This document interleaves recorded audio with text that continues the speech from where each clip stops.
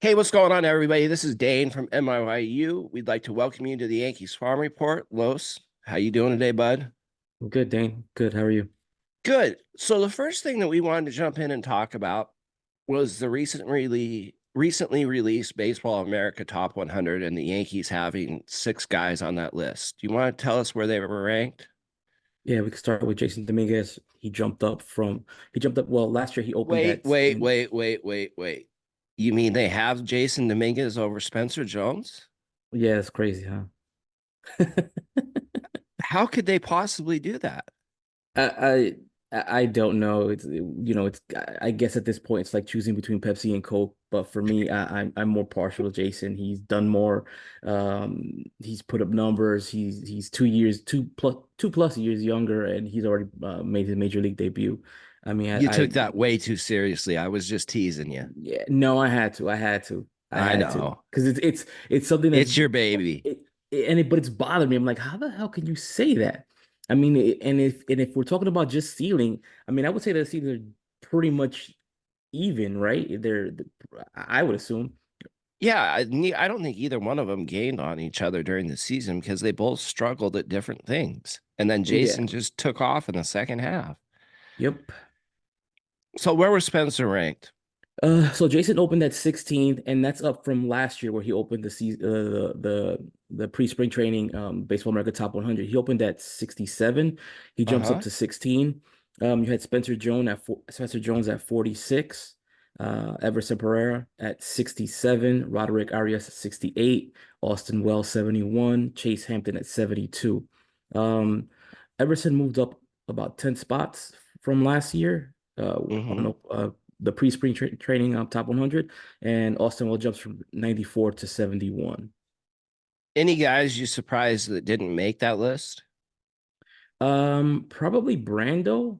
But I'm gonna just assume that it's just a lack of experience on his part, and Yeah, I probably mean because he hasn't been stateside. yeah, and he did okay. He did okay. He didn't wow anyone, but he held his own for a guy who didn't really play competitive baseball for a couple of years. Yeah.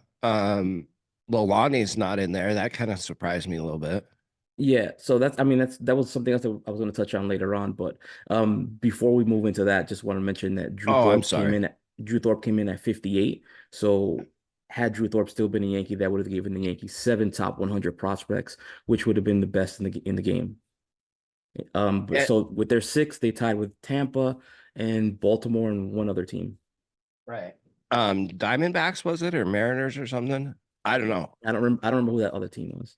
But we also lost a couple other top 100 guys like Kevin Alcantara in trades with for Rizzo as well. So there are other guys in that top 100 list that the Yankees found. They're just not Yankees now because we've traded so much depth. Right. We can get into it a little bit in the next Yeah, topic. yeah, Um, absolutely.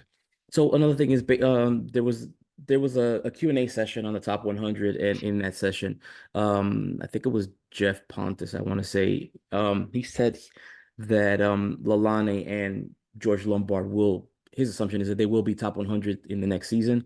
Uh-huh. Um, Also for the season, guys that were getting top 100 votes were Henry Lalane, Lombard, Will Warren, and Brando Mayea. Josh Norris, who's the Yankees guy on in Baseball America, went on to say that he believes Lalane is a top 70 prospect, and Wow. um, and he also said that Roderick is the best pure talent prospect in the system. Now, how do you feel about that? I mean, for Roderick, I mean, we've had discussions on him before, and I think at some point towards the end of the season, it wouldn't be surprised if he's number one on a few lists in the system. I wouldn't either. I think Arias, Lombard, and Lalane will be in our top five by well, actually, I think they'll probably be our top three this time next year. Mhm. I But mean, well, they're trending in the right direction, and they that's my are. hope for, especially Lalane. I mean, I don't know how many innings they're going to give him this year, but I'm amped to see him. I'm amped. I am too. And we had another big IFA kid come back and show up on our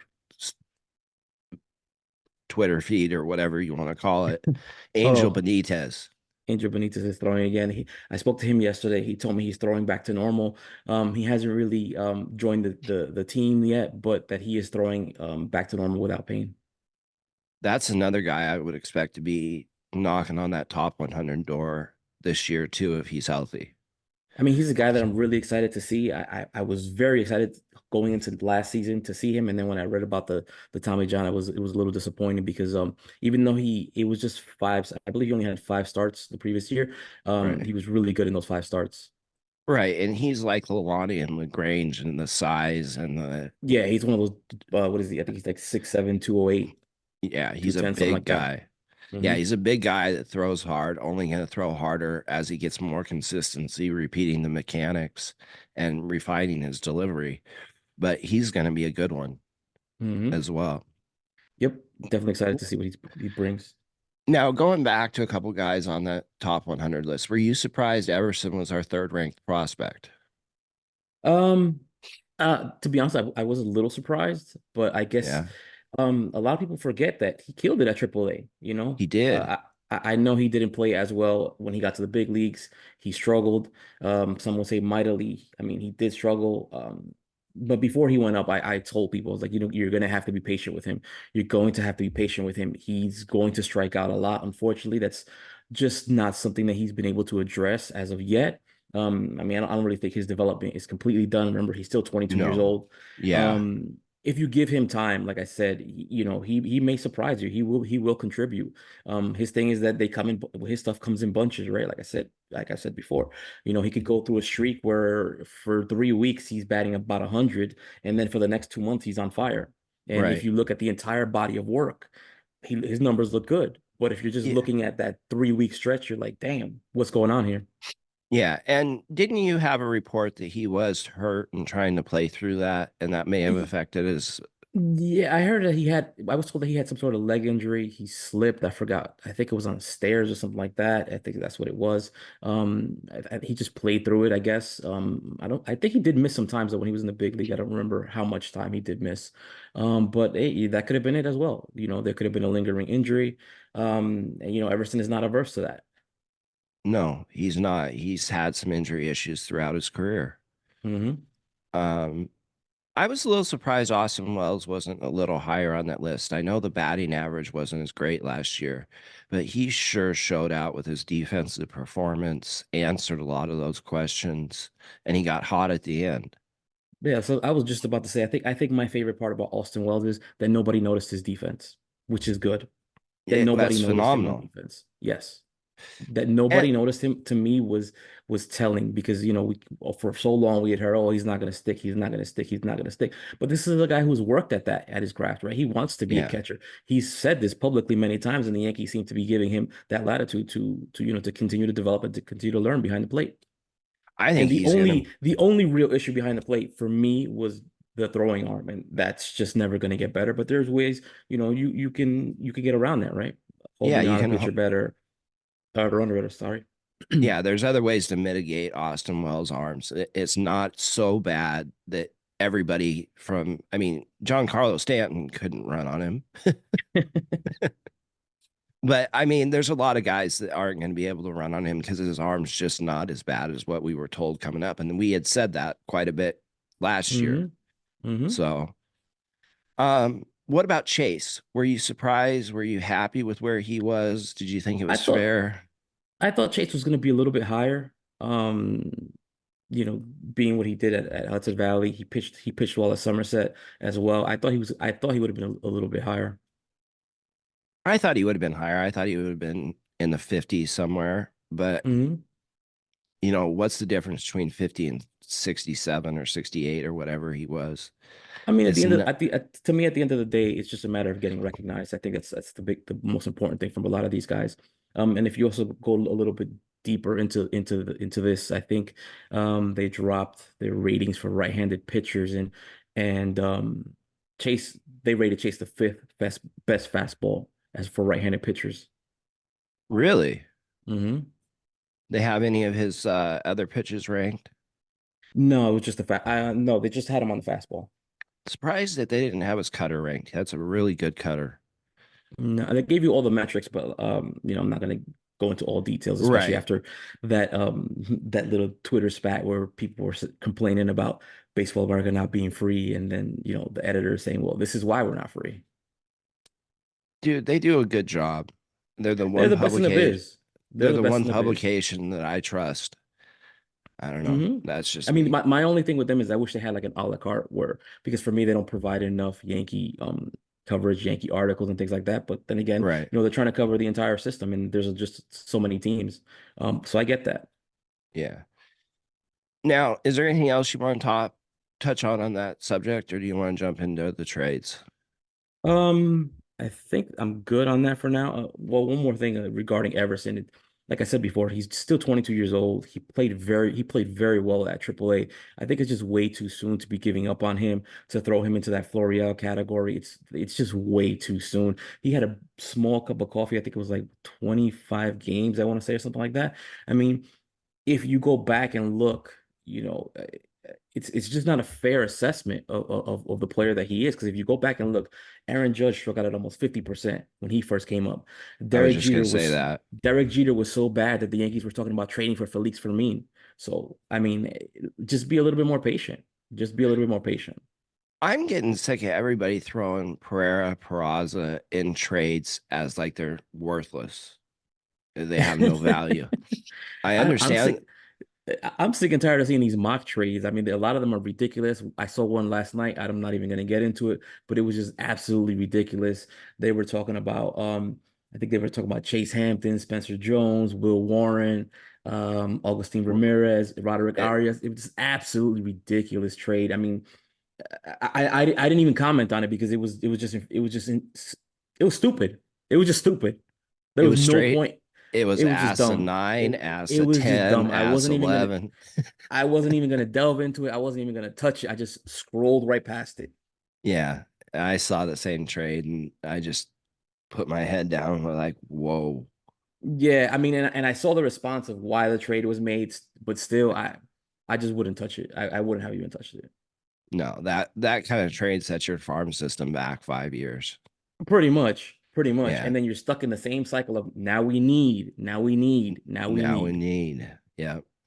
So our next topic, we wanted to jump in to how much talent the Yankees have traded away just since the 2022 deadline, and starting with the um, Andrew Benintendi and Anthony Rizzo trades. We saw a number of top prospects go for those guys. I mean, I saw a tweet from Eli Fishman, so shout out to Yeah. him. Shout out Um, Eli. It was in reference to the top 29 or 29 prospects that have been in the top 30 that the Yankees have traded since 2021. And, there's a lot of names on here. There's a lot of names that I recognize. I think I recognize just about 98% of them. Um, to me, I think the best prospect they traded away was Roansy Contreras. Um, well, probably the best guy. He pitched really well in the WBC. I know he was up and down in Pittsburgh, but it is Pittsburgh, pretty much a triple A team at this point. I hated to So see him go for Jamison Tyon. That was the guy I did not want to give up. I did not want to trade him. So they traded Contreras, they traded Michael Escoto, they traded Kane Smith and Miguel Ure, all for James Tyon. Right. And then the Benintendi trade had Beckway, um, Chandler Champlain, and that left TJ him. Sycamore. Yeah. There are three more pitchers that went. And then the Frankie Montas trade had four pitchers that went in it. Ken Waldichuk, JP Spears, who I was pretty upset when the trade happened with Spears because at the time Spears was pitching really well and the Yankees needed starting pitching. I think at the moment he was like 2-0 with about a 2 ERA. Um, they also traded Luis Medina, who was a guy that I really liked. He did have some command issues, Yeah, he control did have issues. both, actually. Yeah, I mean, but there were moments where he was actually locked in when he was at Somerset. There were moments where you're like, okay, it looks like he's turned the corner, right? It's still Right. there. It's just that explosive fastball that he has. You just fall in love with it, and you hope that he's able to figure it out. Um, Now he's in Oakland. I don't know. I don't know where he goes from here. Um, I what think is it he's got a now? big future as a bullpen arm. if he That's what can't I was gonna figure out the. say. That's what I was gonna say. And his next move is probably the bullpen if he's not able to figure out, if he's not able to get his walks under control. And one more guy they traded away was Cooper Bowman. Yeah, that was a good get. He was a nice low prospect too. Hmm And Um, Joey Gallo's deal, we sent a number of quality prospects that were in the major leagues last year. yep, they sent Glenn Otto, Josh Smith, Ezekiel Duran, and Trevor Howard. And three of those guys have already been up to the major leagues. hmm And Ezekiel And played pretty well. I don't think he finished out the season. He might have been injured towards the end. right, he was hurt towards the end. I don't believe that he played in the playoffs Yeah, but I because, remember I know there was a moment he was on fire because you would see him oh, all over Yankee yeah. Twitter. Yeah, everybody's like, why did we trade this guy? Why did we trade this guy? They're hmm just happy that we didn't end up giving Everson Pereira away in that deal as well, like they tried to do. hmm I don't know. Where do you think this farm system would have ranked had they not moved so much talent in the last 2.5 years? I mean, at the end of the day, it's still like you still have to keep churning, right? You still have to keep churning prospects out. You can't hold on to them, otherwise we see what the Yankees had last year, where they were clogs in many places within the system, right? And catching, Uh-huh. you had a clog because Rortvet wasn't Still Peter, do. and Austin Wells should have been there, and then you had Jared Turner who was sitting in Tampa for way too long. Um, it's just on and on. And like I said, if you don't start, if you don't move some of these prospects or trade some away, you're going to continue. You're going to have clogs within the system. Um, yeah, and I've had this discussion before with you and with Pete. It's like you need to identify guys that you think are going to be it for you and work on just developing those guys. And then the Right. rest of the guys, you try to find, how else they can help you. And usually the way that a prospect helps a team most is in trade value. hmm Look at the Clay Holmes deal. The Clay Holmes deal was Hoy Park, Diego Castillo. Those are guys who played pretty well in the minor leagues. I don't did Diego? Yeah, he made major leagues. Yeah. I mean, look at what we gave up in the Drew Thorpe deal. We gave up Vasquez, Brito, which are two guys that we signed and developed from the DR. Or hmm yeah. And neither of them were high dollar signings. They were like 35,000. The other one was less than 15K. 15. Yeah. Yeah. And then we had a guy we just drafted in the second round that Drew Thorpe. Everybody had a chance to take him twice before we did. And hmm we developed him into an asset. And then Mike King came over for Garrett I, Cooper. I think it was, but King had been in the system for a while. I think he spent maybe 3 years in the system Right. before he He finally did. got his call. Right. But we still developed him and found him Yeah. and turned him into Juan Soto. So the Yes. Yankees are doing something right when it comes to developing pitching, developing trade assets. We just haven't seen a lot of the youth at the major league level yet. hmm Yeah, I mean, well, and I would say that it's just been the change within the system. You have more quality prospects, and they're not always going to be able to help you at the major league level. Maybe it's a prospect that another team wants, and that's one way that that prospect is able to help his team. And going into our last topic, we want to talk about the bullpen. We have been hearing about the bullpen so much about how many arms the Yankees need or don't have. And we just kind of wanted to touch on what's in the minors and what's coming that could give you guys some peace of mind about what the bullpen's going to look like this year. So, who do we have coming, Los? Well, before we get into that, I mean, just looking at the bullpen again, I counted 14 guys who pitched at least 14 innings last year. Right, You had Michael King, who I considered homegrown. You had Clay Holmes, which was a trade. You had Albert Abreu, who many people had a love-hate relationship, also homegrown. Ian Hamilton was a reclamation project. Um, Wandy Peralta was a trade. Ron Marinaccio was a homegrown. Nick Ramirez was a reclamation project. Tommy Kahnle, I says he's a homegrown guy who returned through free agency. right, Johnny Brito was homegrown. Jimmy Cordero was a reclamation project. Greg Weissert was homegrown. Jonathan Loaiza was homegrown. Randy Vasquez was homegrown. And Kenyon Middleton was obtained through a trade. I mean, more than half of this team, or more than half of the bullpen was homegrown, and they still led the league in ERA. Um, right. and even for the guys that you're about to lose, well, you've lost in Wandy, um, King, Brito, Vasquez. You have Scott Efros and Louis Hill returning. You have internal options with Clayton Beater and Yoandres Gomez both on the 40-man roster. They Right. could be options. And we're not even counting about the internal options that are almost ready, such as Will Warren, who, if he excels in spring training, maybe he's mixed the 40 man. Then you have the bullpen arms who are nearly ready. Danny Watson, Edgar Barclay, and Jack Neely, who I think has closer stuff.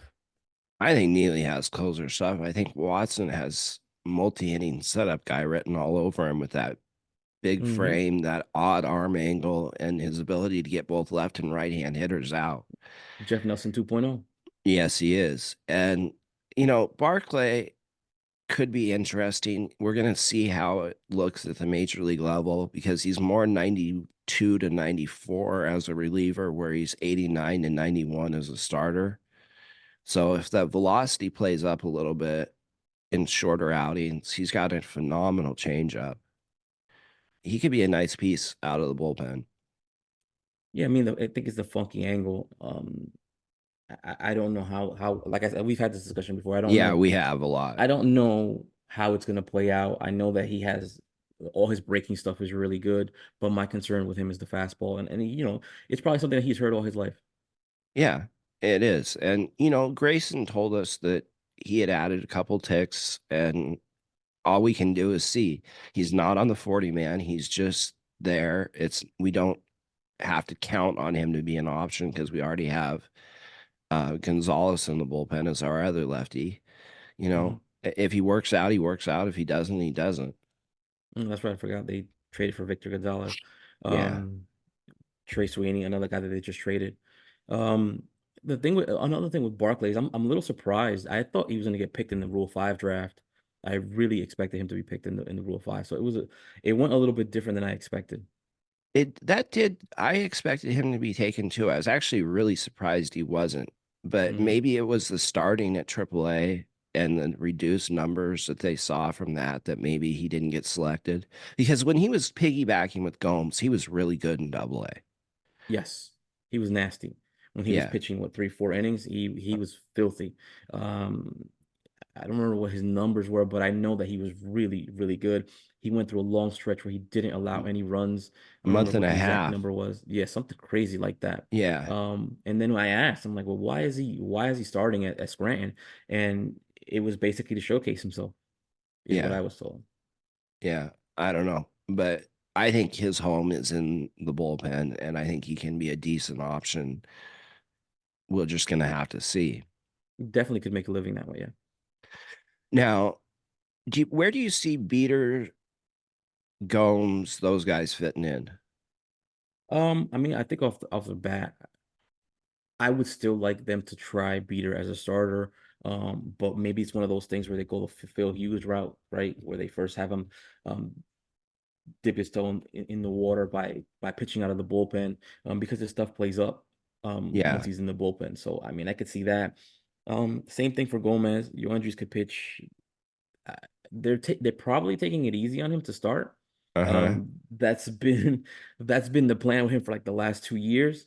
So I Three could see him years. being, uh, yeah. So I could see him being one of those two innings middle relievers. Yeah. Um, what about later in the year? Do you think Luis Velasquez could be an option? Or do you think he's a I mean, whole I year think away? I think he's probably more a whole year away because he didn't reach Somerset. I don't remember how many innings he pitched at at Hudson Valley. So I would not expect him this year. Yeah. I think that bullpen's going to be really good. If they believe, I would love to see them go out a closer or a late inning bullpen arm. But when everything counts as double, I mean, Hector Mhm. Neris is going to cost 10, $11 million a year, which is Mhm. real cost is 20, 22 million. Right, because I you're mean, in the tax range where it's a dollar for a dollar, and a lot of people are not realizing that, right? That if you go out and right. you, for example, let's say you just gave Hector Neris $50 million or whatever it is that he wants, what, $40 million, he's gonna cost you, if it's it's a $40 million contract, it's a $40 million tax, so now you're paying $80 million for that. Do Right. you really want that? And I've always said I don't think that the bullpen is an area of need. I would go in with what I have right now, you I know? would Um, I would love to find another later left hand arm that wasn't Josh Hader, but mhm. if they like a Garrett Crochet, if they could make that deal, I would do that in a heartbeat and run with the pen that we have right now. Uh, I don't know. To me, it just depends on the cost, and I don't think that the Yankees right now are about that life where they want to No, go dollar for dollar. no. I think they're going to go into the season or go into spring training with the team that they have. Hopefully, there's no injuries, and then I could see Cashman reassessing at the 2 month mark to see, okay, what are we missing? Which guys did we go after, or we tried to go after during the off season, and they said no on him. Maybe they're out of contention now, and maybe they're trying to shed payroll. I could see that being the route that he takes. Yeah, I could see that as well. I everybody's looking at the rotation too, and I just think that rotation isn't as huge a need as everybody thinks it is with Will Warren being able to step in. He's stretched out. He's thrown over 120 innings 2 years in a row. So he should be good for 160, 170 innings if they wanted to. I mean, he's going to start the year probably as your 6, 7 starter. Hmm. And, I think they go with those guys through the first half. And if they need something big like a closer or another starter, they go get them at the deadline. Yeah, I could definitely see that that's the position that Cashman takes. Um, Again, I hope that that he uses some of these internal options, but we'll see how it goes. All right, guys, I think that's going to do it for us. You got anything else, Los? No, we have a top 30 prospect. You got to hold on for that next week. Yes. Um, had something else. I can't remember what it was, but we'll have a top 30 prospect next week. Following after that, we have one of the kids that was drafted as well. Um, I forgot what else. I did have something, but I can't remember now. Eli? Yeah, we'll have Eli Fishman on as well. Probably next week. We still have to give you guys the IFA report. We're probably gonna try to do that on Monday. It's just a scheduling thing right now with Yeah, Nick mostly. we'll definitely So get that to you. yeah, so once we can schedule that, we'll get it out as soon as possible because IFA's already happened last week. Yeah. And you guys have already seen the videos. I have one more IFA video, and I think I'm done posting IFA videos after that.